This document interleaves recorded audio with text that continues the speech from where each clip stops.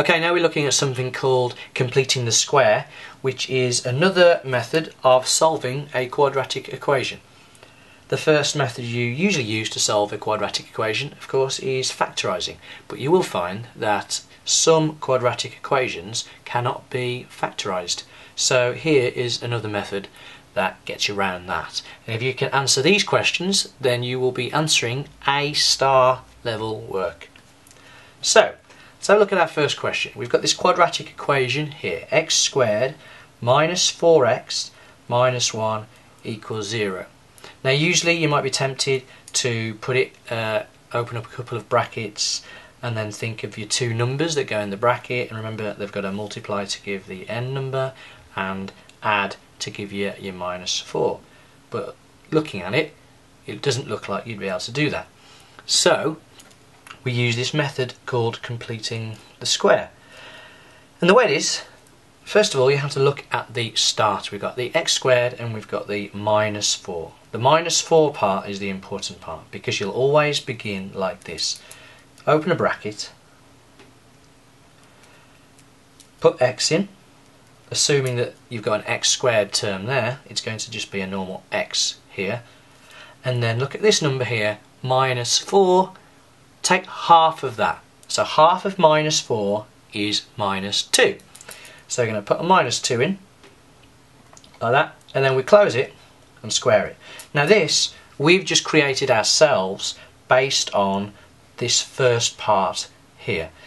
So if we've got a letter that's squared, it's always going to be the letter not squared. And if we've got a number here, minus 4 for example, it's always going to be half of it here. And then you square it. Now what I'm going to do is I'm going to expand these brackets, i.e. I'm going to multiply them out. Okay?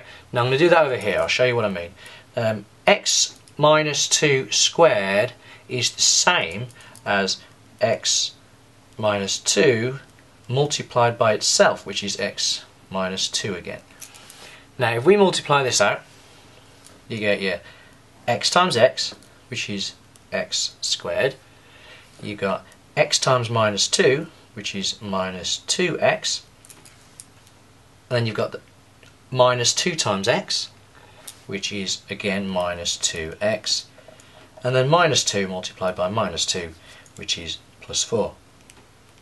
And then remember to gather your like terms because we've got those two x terms in the middle, and that gives us x squared minus 4x plus 4. Okay? So all we've done is taken this part here and we've expanded it like so, and we've got x squared minus 4x plus 4.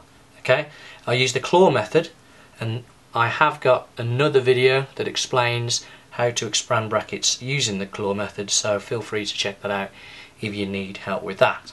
So back to this then. So we had our x minus 2 in brackets squared, and we now know that that is equal to x squared minus 4x plus 4. Okay? It's not equal to 0, it's equal to that. We made that up, we expanded it, and we got this part here. Now what we're going to do is we're going to compare what we had before with what we have now here. Okay? And if you look at it, we've got x squared there, we've got x squared here. We've got a minus 4x there, we've got a minus 4x here. Now when you expand that, we're always going to have the same two parts. The first two parts will always be the same. Because you know that, you don't actually have to do all this expansion every single time. When I expand this part, I could simply write down x squared minus 4x, and then just do the very last part, the minus 2 times minus 2. This part here, minus 2 times minus 2, which gave us plus 4. So I can just put the plus 4 on the end. I'll do that next time. So, look at that, look at that. What's the difference? Well, we got a minus 1 there, we got a plus 4 here. The other parts are the same. Therefore, this one is 5 larger than this one. Because that's minus 1, and minus 1 plus 5 is 4. So, because we know this part, is 5 bigger than this part, I can say the same for this bit, since this and this, they're both equal. So if I know that if I subtracted 5 from this side to get this, if I subtract 5 from this, that will also give us that, which equals 0. And this part here, that's the part we're interested in. So I'm going to write this part down. X minus 2 all squared.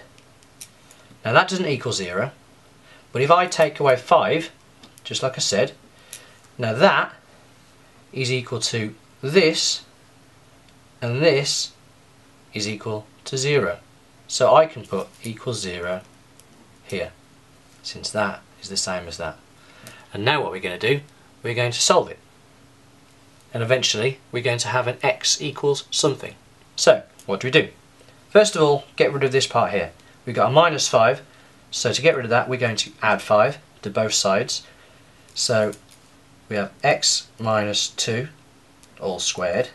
The minus 5 is now gone, equals 5, since we've added 5 to both sides. Now we need to get rid of the squared, and you pretty much always do it in this order. So how do you get rid of a squared? Well, you do the opposite of squared, which is square root. So I'm going to square root this side and square root this side. So square root of x minus 2 all squared is just x minus 2.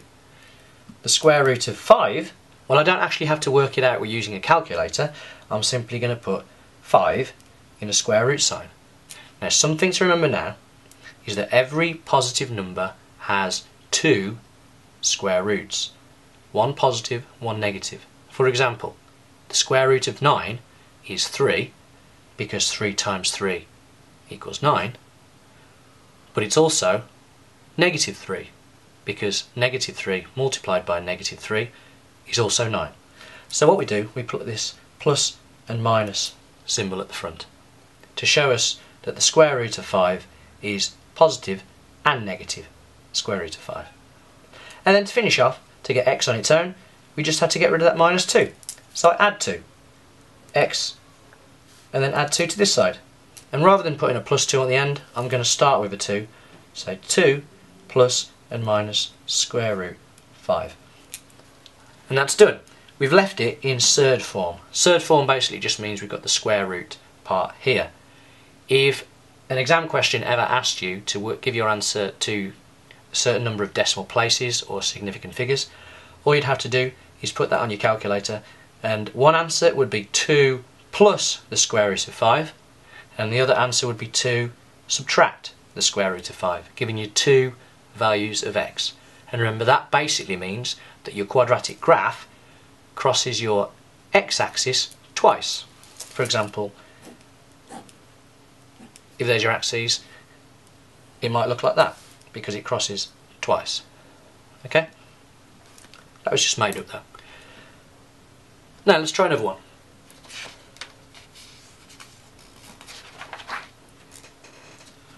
So here's another question. X squared plus 2x minus 9 equals 0. Now what I think might be a good idea is to pause it every now and again and see if you can do the next part, and then do the next part and then play the video and see if that's what I actually do. So let's start off. What am I going to do first? I'll start with a bracket, and in that bracket I'll put x, and then I'm going to put half of plus 2, which is plus 1, and I'm going to square it, and I'm going to work it out. Rather than doing my expansion using the claw method, I know that the start will be x squared plus 2x, because it's the same as this one. But the very last part will be 1 times 1, which is just 1. Like that. Now hopefully you've already written that, and that's what you got. Now you might want to pause it again and do the next part.